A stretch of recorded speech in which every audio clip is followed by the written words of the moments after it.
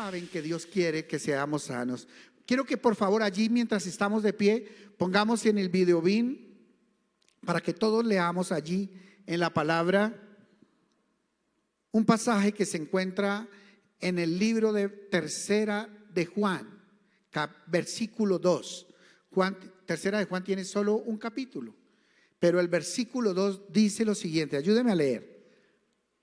Amado, yo deseo que tú seas prosperado en todas las cosas y que tengas salud, así como prospera tu alma. Amén y amén. Dale un aplauso al Señor.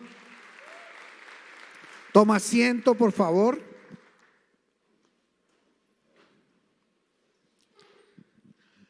Bueno, yo sé que con respecto a este versículo y a muchos versículos de la Biblia, mucha gente anda criticando. Porque yo creo que el propósito de Dios es que todos nosotros seamos prosperados. Eso tiene que ser un principio que debemos capturar en nuestra mente y grabarlo allá en nuestra mente. Dios si quiere que yo sea prosperado. Ahora, ¿así gratis? Pues no. Eso tiene un proceso en mí que Dios tiene que hacer. Y hay unas condiciones, hay unos requisitos que Dios pone para bendecirme. No es que Dios me bendice así yo sea lo que sea. No es que Dios me bendice así. No es así. Dios te quiere bendecir. Dios te quiere prosperar. Así que dile a la persona que tienes al lado, Dios te quiere bendecir. Amado, yo deseo que tú seas prosperado en todas las cosas. ¿En cuántas cosas? Todas. Y luego dice la palabra, y que tengas salud. Pero lo pone condicionado a algo. Wow. Así como prospera tu alma. O sea, en la medida en que tu alma vaya prosperando, así Dios te va sanando. Ahora, si tú eres de los que para que prospere tu alma te esperas 20 años, entonces espera dentro de 20 años tu milagro de Dios. Pero si tú eres de los que cuando crees, inmediatamente cambias tu actitud y cambias tu manera de ser y comienzas a obedecer a Dios, entonces espera pronto tu milagro de parte de Dios. Por eso Dios necesita que prospere tu alma. Si no prospera tu alma, no esperes un milagro de Dios. No va a pasar. Dice la palabra de Dios que al corazón contrito y humillado no despreciará Dios. Al altivo y al arrogante, Dios lo mira de lejos, como diciendo, usted no va a recibir de mí. Qué tremendo eso. Pero al humilde, Dios no lo echa fuera. Entonces, vamos a ver en este estudio que vamos a hacer durante este mes, varias palabras a lo largo del mes. No solamente el domingo, en jóvenes, ayer mi esposa ayer comenzó compartiendo con los jóvenes la primera palabra de sanidad. Y yo quiero que en este mes ustedes esas palabras que van a recibir de parte del Señor las guarden. Que todos escuchen esa palabra de jóvenes de ayer. Porque todo el equipo de palabras que van a recibir a lo largo de este mes es toda una enseñanza sobre la sanidad divina. Así que yo quiero que no dejen pasar ninguna palabra, porque una de esas palabras puede tener el secreto que tú necesitas en tu vida. Amén. Entonces dile a la persona que tienes al lado, hay que estudiar la palabra. Hay que estudiar la palabra. Amén. Bueno, y hoy vamos a estudiar un pasaje que se encuentra en el libro de Segunda de Reyes. Segunda de Reyes. Capítulo 5. Y vamos a leer desde el versículo 1 hasta el versículo 14. Segunda de Reyes 5, del 1 al 14. Así que vamos todos conectados, me van ayudando a leer, por favor. 1, 2, 3. Naamán, general del ejército del rey de Siria, era varón grande delante de su señor y lo tenía en alta estima, porque por medio de él había dado Jehová salvación a Siria. Era este hombre valeroso en extremo, pero leproso. Y de Siria habían salido bandas armadas y habían llevado cautiva de la tierra de Israel a una muchacha, la cual servía a la mujer de Naamán. Esta dijo a su señora: si rogase mi señor al profeta que está en Samaria, él lo sanaría de su lepra. Entrando Naamán a su señor, le relató diciendo: así y así ha dicho una muchacha que es de la tierra de Israel. Y le dijo el rey de Siria: anda, ve, yo enviaré cartas al rey de Israel. Y salió pues él, llevando consigo 10 talentos de plata y 6,000 piezas de oro y 10 mudas de vestidos.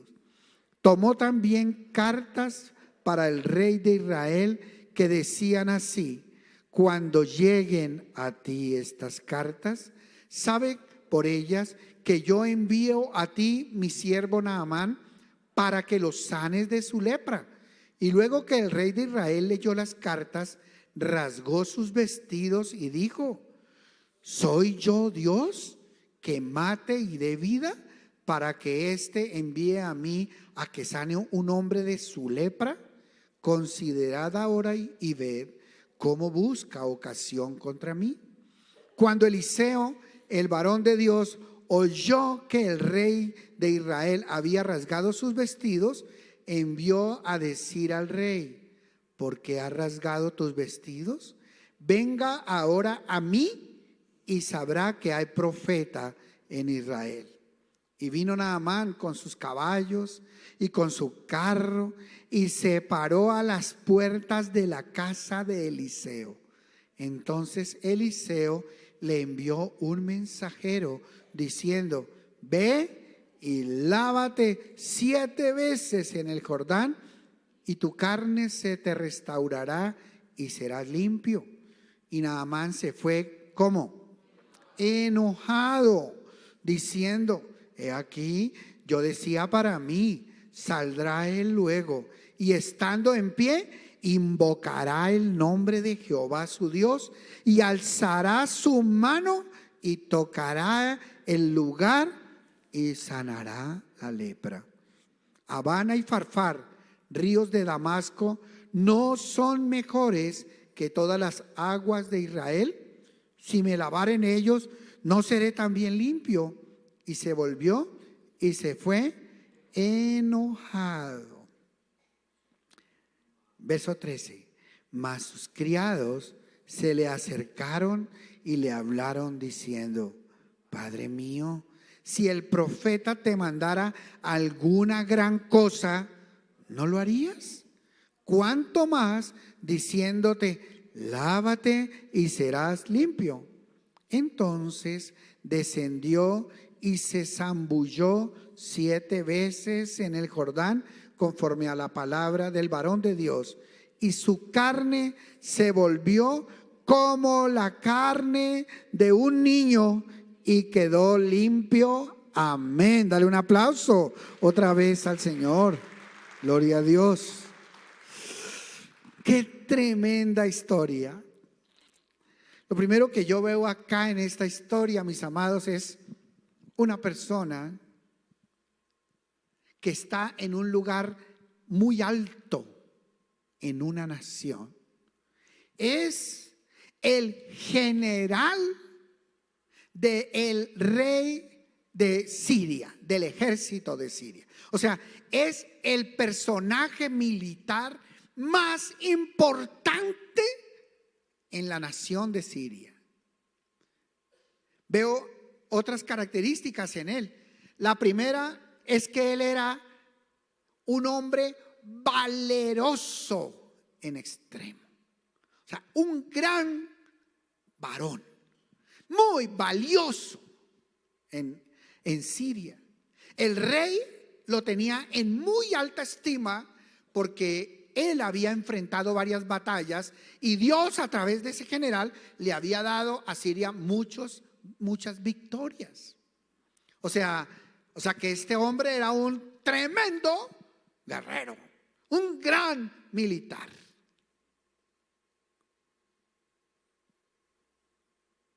Pero tenía un problemita. ¿Cuál era? Era leproso. O sea, ya se le estaba comenzando a caer el rostro. Ya se le estaban haciendo esas llagas que trae la lepra. Y la lepra tenía dos características especiales. La primera, obviamente, es una enfermedad que en ese entonces se creía incurable. O sea, que una persona nunca podía ser sano de la lepra, a no ser que Dios hiciera un milagro. Y lo segundo es que digamos que se sabía, más que se creía, se sabía que cuando una persona le daba lepra era porque había una condición espiritual en él que no le agradaba a Dios. Entonces era un castigo directo por su vida espiritual. Seguramente Naamán tenía algo en su vida que trajo la maldición de la lepra sobre él. La Biblia dice que nunca la maldición ha venido sin causa. O sea, que una persona que está viviendo bajo una maldición, algo originó esa maldición. Y es clave que entendamos qué cosas han originado esas maldiciones en nuestra vida. Yo les explico en las enseñanzas, especialmente en los encuentros, que la palabra maldición suena como algo, como que uno no lo puede entender, como etéreo. Pero maldición es lo mismo que atadura. Diga conmigo, maldición es igual a atadura. O sea, algo que te amarra. Y atadura es lo mismo que demonio. Cuando alguien dice ese tiene una atadura, entonces ¿qué es lo que tiene? Un demonio. O sea que si una persona tiene una maldición, ¿qué es en última lo que tiene? Un demonio, por lo menos un demonio que le está esclavizando en su vida, que lo está enfermando, que lo está deteniendo, que lo está frenando, que lo está haciendo retroceder en su vida. Entonces es importante que entendamos eso, porque realmente si Naamán tenía esa lepra era porque había una condición espiritual que originaba esa lepra. ¿Qué dice la palabra de Dios en el libro de Isaías, capítulo 53, versos 4 y 5? Ayúdeme a leerlo, por favor. Isaías 53, 4 y 5. Ciertamente, digan conmigo, ciertamente. ¿Por qué en la Biblia se usará ese ciertamente? ¿Por qué? ¿Por qué? ¿Será que la palabra de Dios no es suficiente para que nosotros le creamos, que tenga que ponerle ese prefijo a lo que va a decir.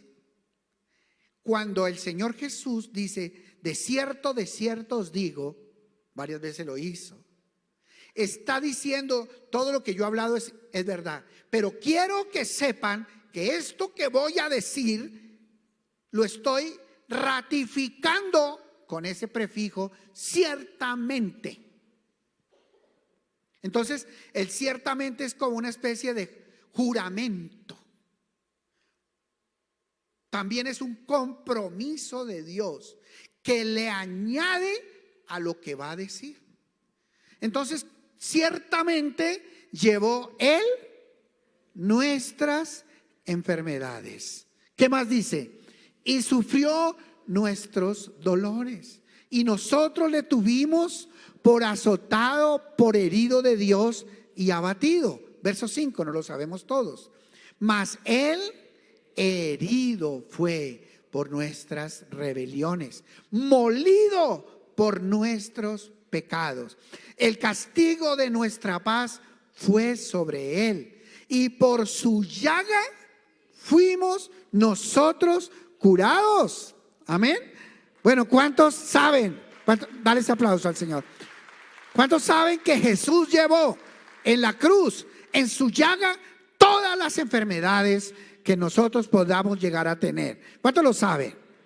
Amén. Digan conmigo, yo sé que Jesús llevó la enfermedad en la cruz del Calvario, en el nombre de Jesús. Amén.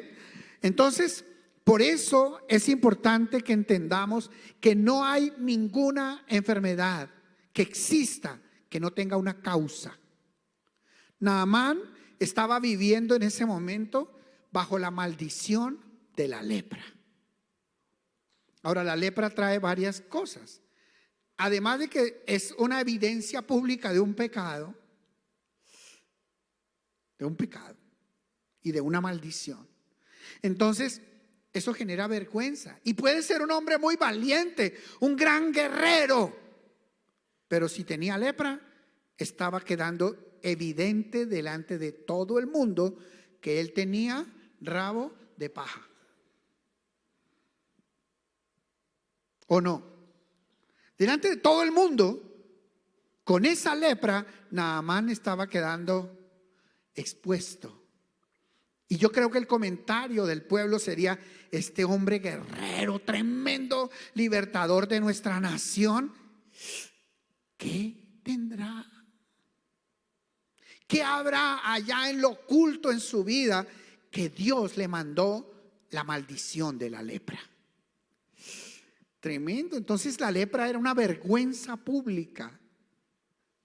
Y seguramente él tenía muchos conflictos allí en su corazón con esa atadura.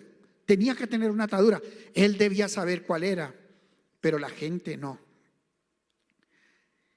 Dice verso 2: y de Siria habían salido bandas armadas, o sea, seguramente comandadas por él mismo, y habían llevado cautiva de la tierra de Israel a una muchacha, la cual servía a la mujer de Naamán. ¡Guau! O sea, ellos entraron a Israel como ejército, vencieron al ejército y se apoderaron de un pueblo, y en ese pueblo cogieron esclavo a varias personas y se los llevaron para Siria. Y en Siria él mismo vio una muchacha israelita y dijo: esta muchacha va a ser sierva de mi esposa. Y fue y se la llevó a su esposa, le dijo: esta muchacha va a ser tu sierva. Y la tenían en casa. ¿Cuántos saben que muchas veces en casa está la solución para nuestro problema? ¿Cuántos lo saben? A veces andamos buscando afuera y resulta que la bendición está ahí adentro. La tiene uno en la casa, pero a veces los problemas no lo dejan ver. A veces tenemos esa provisión ahí en la casa, esa solución, y andamos buscando 50,000 soluciones, teniendo en nuestra propia casa la solución. ¿Cuántos saben que en nuestra casa hay riquezas? La Biblia dice que en el barbecho del pobre hay mucho pan. pero se pierde por falta de juicio. O sea, muchos, y seguramente todos en nuestra vida, en nuestra iglesia, tenemos en la casa la solución a los problemas, pero los andamos buscando afuera. A veces no escuchamos el consejo de nuestros hijos. Papás, ¿por qué creemos que la solución tiene que llegar por mí? ¿Por qué no puede ser mi hijo el que trae la palabra que va a quitar la maldición de nuestra casa? ¿Por qué no la esposa? ¿Por qué no esa palabra de la esposa puede ser la que va a cambiar la historia de nuestra familia? Dios tiene en la casa de nosotros la provisión para salir de nuestros problemas. Entonces digan conmigo, sí hay solución en Cristo. Amén. Y está en la casa. Por eso el profeta le preguntó a la mujer viuda, le dijo, declárame qué tienes en casa. O sea, él le pidió que hiciera una lista a esta mujer de lo que tenía en casa.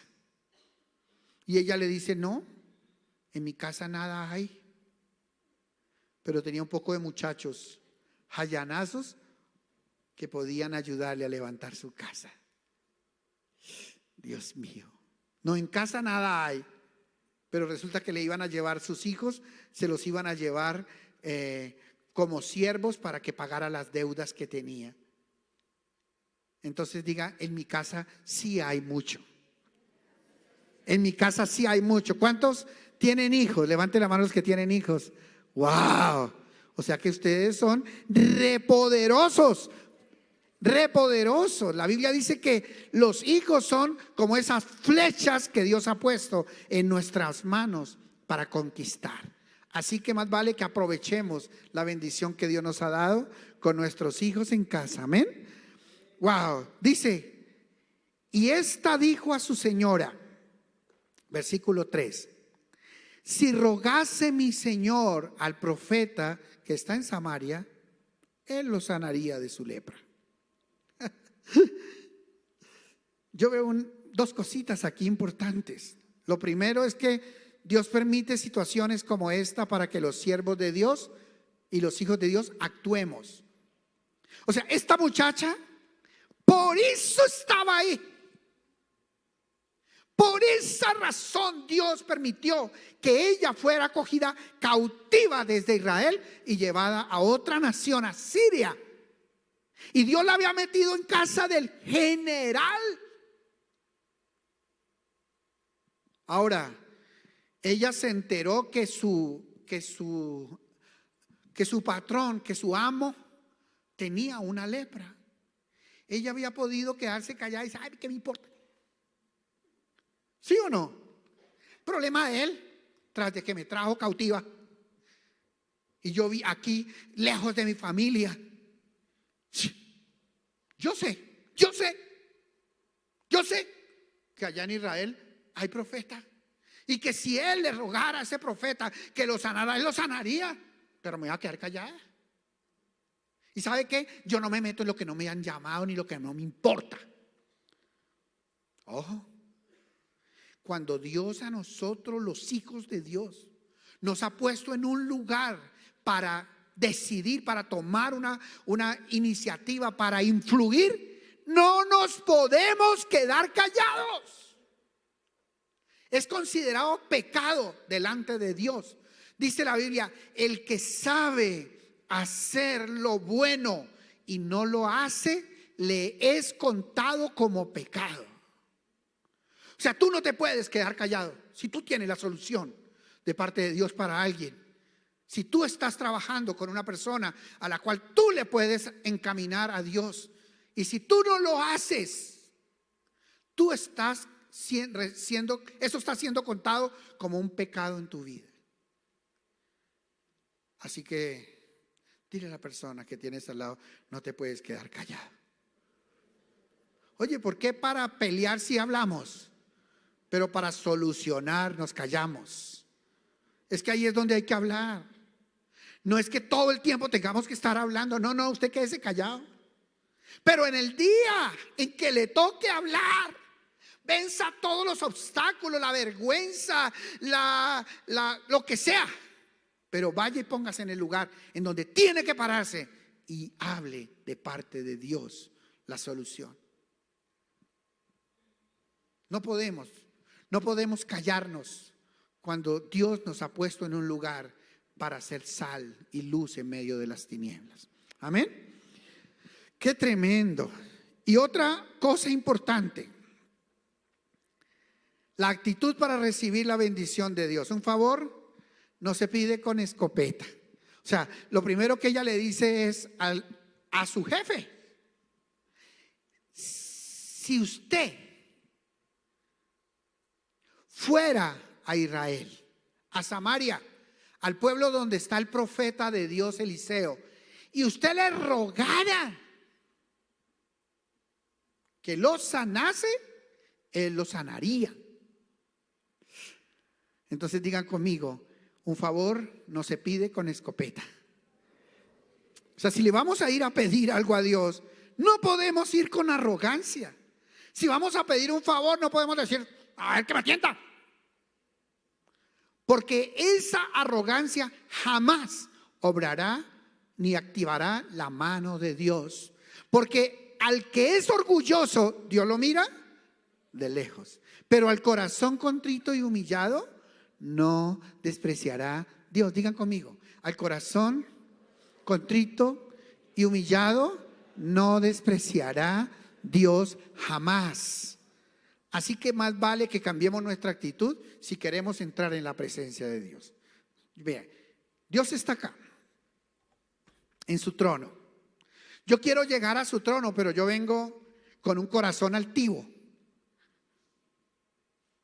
He oído por ahí que es que hace milagros. Pues aquí estoy a ver qué hace, qué puede hacer conmigo. Esa persona se está creyendo la mamá de Tarzán, ¿cierto que sí? Él cree que es Dios, porque parece que fuera delante de un empleado y no delante de Dios.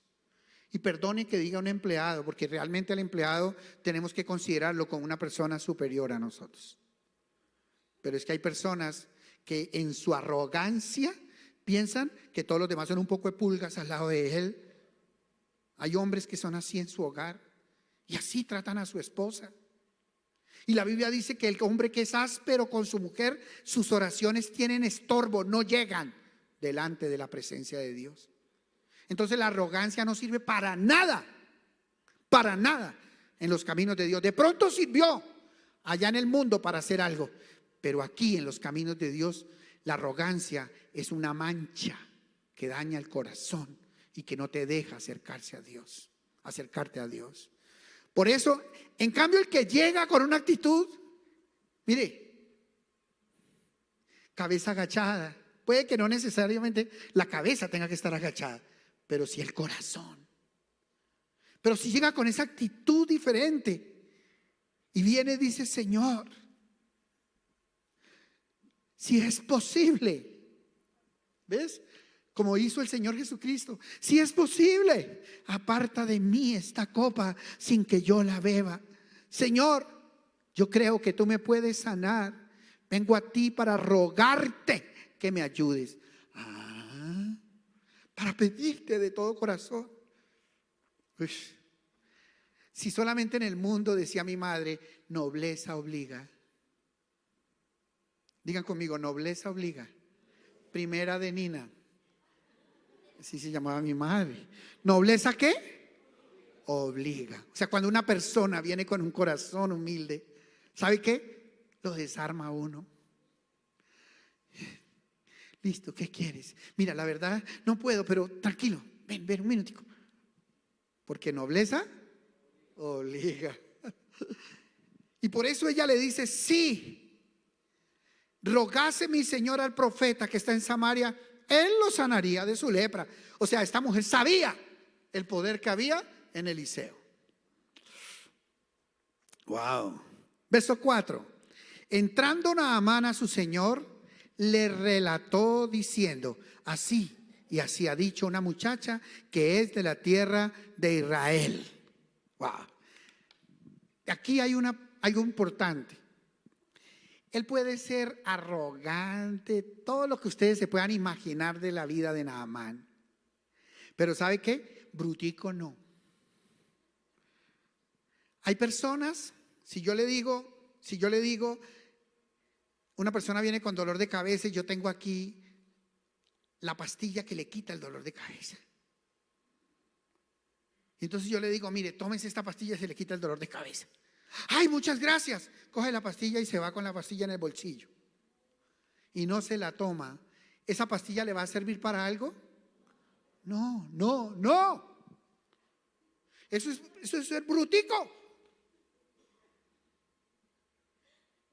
A eso es que me refiero. Que eso no era Naamán. Cuando uno sabe dónde está la solución, entonces uno tiene que rápidamente ir a la solución. No se puede esperar que pase el tiempo y luego sí, yo sé. Como a veces yo invito a personas a la iglesia, sí, yo sé que algún día yo tengo que ir. Eso es un tontarrón, ¿sí o no? Perdón si lo ofendí a algún familiar suyo, o alguno que llegó tarde, pero bueno. Es que eso es ser muy bobo. Porque si ya tú sabes que haciendo eso tiene la solución, entonces ¿qué esperas? ¿Qué esperas? ¿Qué esperas? Naamán de brutico no tenía ni un pelo. Él tenía otras cositas por ser tratadas, pero bruto no. Así que tú tampoco eres bruto, tú eres inteligente. Si tú sabes que la solución está en Cristo, ya hay que ir a Cristo. No dejes para mañana lo que puedas hacer hoy. Amén. Dile a la persona que tienes al lado, dile, no dejes para mañana. Es hoy. Es hoy. Wow. Y entrando Naamán a su señor, le relató diciendo, así y así ha dicho una muchacha que es de la tierra de Israel. Wow. Verso 5. Y le dijo el rey de Siria, anda, ve, yo enviaré cartas al rey de Israel. Y salió pues él llevando consigo 10 talentos de plata. ¿Ustedes se acuerdan cuánto es un talento? Se considera que un talento aproximadamente son 500 millones de pesos. Pero aquí van, pero Naamán se echó al bolsillo. ¿Cuántos? 5,000 millones de pesos. O sea, él cogió su fortuna y dijo, por esto estoy dispuesto a entregarlo todo. Y se trajo 5,000 millones de pesos y 6,000 piezas de oro. 6,000 piezas. Digamos que una piecita puede hacer esto. Es una piecita de oro. ¿Sí? Una piecita de oro. Ahora echemos en una maleta 6,000. Primero lo que pesa eso será como montar una roca en la carroza, una gran roca. 6,000 piezas de oro. ¿Qué más empacó? Y 10 mudas de vestidos, o sea, 10 pintas para llevar de regalo al que le iba a hacer el milagrito.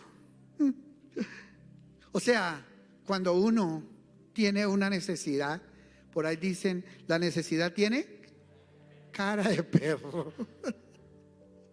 ¿Sabe que cuando uno tiene una necesidad, uno está dispuesto a hacer todo? Por eso mucha gente termina en donde brujos, porque están dispuestos a hacer lo que sea con tal de que se le quite esa enfermedad, ese dolor, esa molestia, ese problema familiar. Porque la gente está dispuesta a hacer lo que sea con tal de salir de la situación que está viviendo. ¿Cuántos necesitan un milagro del Señor? Que están dispuestos a hacer lo que sea, pero bien hecho. Pues este hombre se vino semejante recorrido desde Siria. desde otra nación, en carruajes, en caballos. Tuvo que traer un poco de criados, tuvo que traer varios carruajes, tuvo que traer, en un carruaje solamente venía la ropa, era el closet. En otro carruaje seguro traía el oro, y en otro carruaje seguramente venía algunos de los miembros de su equipo, de su corte, de su grupo militar. Además tenía que traer protección militar, porque era un militar entrando a territorio enemigo, en donde ya habían hecho tanto daño. Él venía con una comitiva grande y con cartas de parte del rey.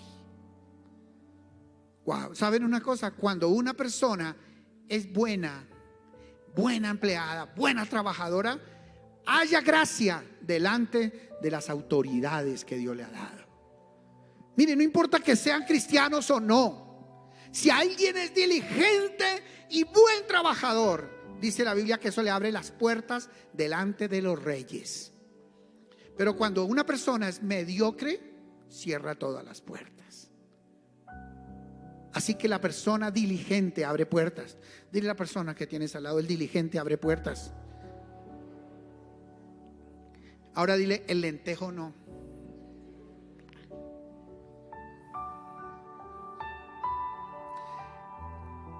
Dice la palabra de Dios: ¿has visto hombre excelente en su trabajo? Delante de los reyes estará. Amén. ¿Cuántos aquí son excelentes en su trabajo? ¿Por fe? Ahora levante todos por fe la mano. Diga: yo soy excelente a partir de hoy en todo lo que emprenda, en el nombre de Jesús de Nazaret.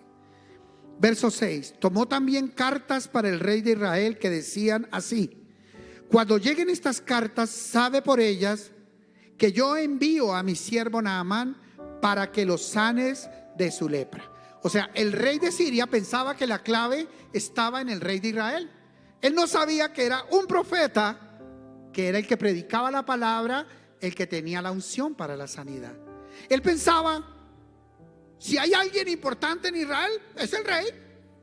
Y si algo puedo pedirlo, se lo voy a pedir al rey. Porque así somos nosotros también. Porque a veces pensamos que la clave está en los lugares de influencia, de autoridad. Pero resulta que Dios tiene también siervos que tienen la unción de Dios para hacer los milagros y las sanidades. Y mire lo que dice aquí la palabra. Luego que el rey de Israel leyó las cartas, rasgó sus vestidos y dijo: ¿soy yo Dios que mata y dé vida, para que éste envíe a mí a que sane a un hombre de su lepra? Considerad ahora y ved cómo busca ocasión contra mí. O sea, el rey se asustó y dijo: este man me está haciendo una trampa. ¿Cómo así? Que viene a mí con unas cartas del rey de allá para que yo sane de la lepra a alguien. ¿Acaso es que yo soy Dios? Pero ¿saben una cosa? Ese rey de Israel sí sabía quién era Dios. Y sabía que él no era Dios. Él sabía que no era Dios. Verso 8.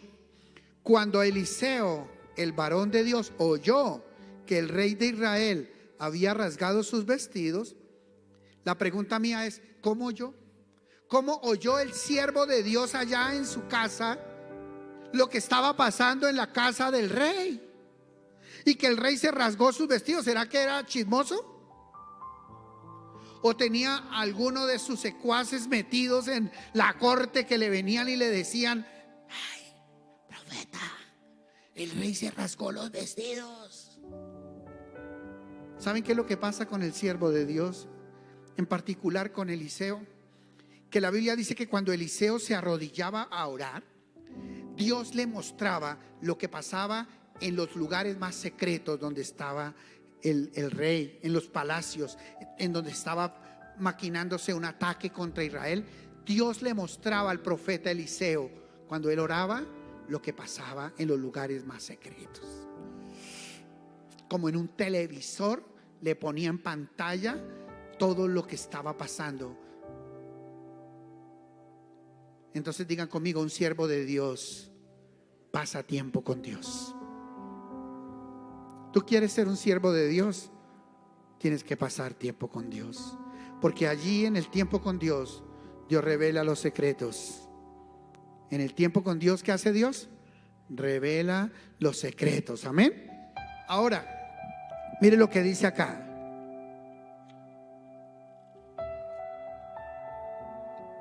Bueno, otra cosa importante. ¿Se había podido quedar callado Eliseo o no?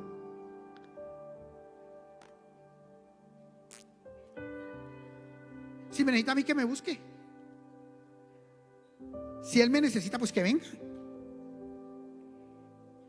¿Se había podido quedar callado Eliseo sabiendo que Dios le había revelado lo que pasaba en palacio? Mire, papá, si Dios le está revelando y le está mostrando algo, es para que usted haga algo, no para que se lo coma y se vaya. Es para que actúe, para que dé un paso. Si Dios le mostró que alguien está en necesidad, usted no puede irse para su casa sin extender su mano al menesteroso. No puede, porque entonces ¿para qué Dios le reveló eso? Hay personas que reciben secretos y los usan para murmurar. Para eso no era. Para eso no fue que Dios le reveló el secreto. Dios le reveló el secreto para que usted haga algo, para que usted se arrodille a orar, para que usted extienda la mano, para que usted ayude a esa persona que está en necesidad. No para que lo critique, sino para que actúe a favor de esa persona. ¿Para qué es que Dios revela los secretos? Para ir, venga y le cuento. Parecen allá del pueblo, ay, venga y le cuento, mira lo que me enteré. Y vino Naamán, verso 9, con sus caballos y con su carro, y se paró a las puertas de la casa de Eliseo. ¿Ustedes se imaginan ese espectáculo? Ahora, el que lo mandó llamar fue Eliseo. Debería estar preparado, debería tenerle tintico, debería tenerle un almuerzo al general que llega desde otra nación. Pero mire la actitud de Eliseo. Póngale bien atención a la actitud de Eliseo. Entonces Eliseo le envió un mensajero diciendo: ve y lávate 7 veces en el Jordán, y tu carne se te restaurará y serás limpio. ¿Cómo así? Pero si él vino delante de él, semejante general de otra nación. Oigan, lo mínimo es que el profeta se salga y lo reciba. Si es que no le va a preparar un sancocho israelita, por lo menos que salga y lo reciba, cortesía. Pero ustedes saben qué era lo que estaba pasando en la vida de Naamán. Dios lo estaba tratando, procesando. Entonces, cuando tú sientas algo de parte de un siervo de Dios, de parte de alguien que Dios, que tú sientes incomodidad, en vez de criticar la obra de ese siervo, entiende que es que Dios te está tratando a ti. Que no me saludó. Ay, hombre, déjese bobadas, madure, porque lo que Dios quiere es que usted madure, no que se vuelva aquí la iglesia una quejabanza. Todo el mundo quejándose. En vez de alabanza a Dios es quejabanza. Madure, porque Dios lo que quiere es que usted madure. No, es que ya no me quieren a mí, yo me largo de la iglesia porque no me miraron. Madure, madure, de verdad. Porque lo que Dios está haciendo es tratándolo a cada uno en su orgullo, en su vanidad, en su arrogancia. A cada uno de nosotros, ¿no? Wow. Muchos milagros aún no han ocurrido porque no hay verdadera humildad. O sea, antes que la sanidad, Dios quiere tratarte tu humildad. que tú seas humilde, porque si vas a venir con 2 piedras en la mano, tú no podrás tener la bendición de Dios, ni el milagro de Dios. Verso 11. Y Naamán se fue, ¿cómo? Enojado. Digan enojado. Diciendo, he aquí, yo decía para mí, miren ese pensamiento de Naamán. Yo decía para mí, saldrá él luego, o sea, el profeta, y estando en pie, invocará el nombre de Jehová su Dios. ¿Se dan cuenta que él dice Jehová su Dios? O sea, hasta ese momento Jehová no era el Dios de Naamán. Imagínense ese pensamiento de él. Un poquito de... Dice, invocará el nombre de Jehová su Dios y alzará su mano y tocará el lugar y sanará su lepra. Así se imaginaba él. O sea, como brujo. Porque ese estilo es un estilo brujo. Es un estilo de Siria. Acuérdese que en Siria adoraban a Baal y todo dependía del ruido que se hiciera. Entonces el siervo tenía que salir diciendo ¡ah! Así era como el ungido, el profeta. ¡Ah! ¡Se sana! Como si del grito dependiera la unción para el milagro. Esos son los brujos. Esos son los brujos. Los de Siria. Los que adoran a Baal gritan así. Los siervos de Dios no. El hombre y la mujer de Dios no necesita gritar, porque la unción aquí va por dentro. Porque con solo ser tocado, poder va a salir de ti para sanidad de parte de Dios. No necesita bulla. La Biblia dice que cuando hubo un estruendo y truenos y relámpagos, ahí no estaba Dios. Pero cuando vino un silbo y un viento apacible, ahí estaba Dios. Digan, Dios no hace bulla. No hace bulla, ni necesita la bulla para hacer un milagro. Qué tremendo, ¿no les parece eso? Qué actitud, ¿qué estaba esperando este hombre? Y miren lo que dice. Y Naamán se fue enojado. Verso 12. Abana y Farfar, está hablando de 2 ríos de Damasco, o sea de Siria, ¿no son mejores que todas las aguas de Israel? Si me lavar en ellos, ¿no seré también limpio? Y se volvió y se fue. ¿Cómo? Enojado. Digan otra vez, enojado. Oye, la maldición que tenía él era el maldito enojo. Se enojaba por todo, era un iracundo. Ah, no salió a recibir, vuelve hoy. Y era un bravucón. Parecía algunos de los maridos de la iglesia. Todos lo resuelven con un grito. No les parece nada. No, pues ¿para qué vamos a ir a la iglesia? ¿Usted qué le ha visto al pastor? Y allá en la casa viven enojados con el pastor, pero aquí llegan y me abrazan. Yo no sé qué tiene, no sé qué tiene. Pero enojados. Entonces digan conmigo, el enojo es una maldita maldición. No es de Dios el enojo. Y por el enojo Dios no permite milagros en tu vida. Esta es la forma como tú muestras tu prepotencia y tu arrogancia, arrugando aquí la frente. Parece que estuviera hablando en lenguas ya, pero diabólicas en la casa. Con ese mal genio no se puede. Con ese mal genio Dios no puede hacer un milagro en tu casa. No puede Dios. ni lo va a hacer.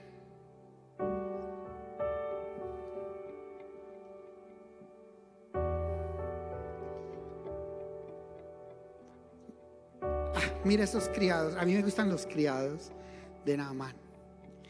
Mas sus criados se le acercaron y le hablaron diciendo: Padre mío, si el profeta te mandara alguna gran cosa, ¿no lo harías? ¿Cuánto más diciéndote lávate y serás limpio? Digan conmigo, obedezca, papito. Es fácil. ¿Saben qué es lo que pasa con los criados? Que los criados están más listos para obedecer que las autoridades. Los criados no tienen que remilgar, no tienen que responder, solamente obedecer. Por eso ellos le podían aconsejar a Naamán: hey, mi señor, si él le hubiera pedido esos 5,000 millones, ¿se los hubiera dado? Pues claro. Si le hubiera pedido todas esas piezas de plata, de oro, ¿se las hubiera dado? Pues claro. Si le hubiera pedido todos los vestidos, ¿se los hubiera dado? Claro, y más. Si me tengo que devolver a Siria, por más lo hago. Dice: y si le mandó a que se bañara 7 veces en el Jordán y se zambulliera, ¿por qué no lo hace? ¿Por qué no lo hace? Es fácil. Obedecer es fácil. Es agachar la cabeza y hacer lo que Dios me mandó, aunque no lo entienda. Muchas veces no voy a entender las cosas de Dios, pero todo lo que Dios me pide no es que yo entienda, sino que yo obedezca. Así que dile a la persona que tienes a la: obedezca, papito. Póngase de pie, por favor, y vamos a terminar juntos leyendo este pasaje. Versículo 14. Él entonces, ¿qué hizo? Descendió. Digan, hay que descender. Por eso el Señor le dijo a Zaqueo que estaba en su sicómoro. ¿Se acuerdan qué le dijo? Zaqueo, date prisa, o sea, quickly, desciende, porque es necesario que pose yo hoy en tu casa. Mientras estés en ese curubito, mientras estés en esa actitud, no puedo entrar a tu casa. Va.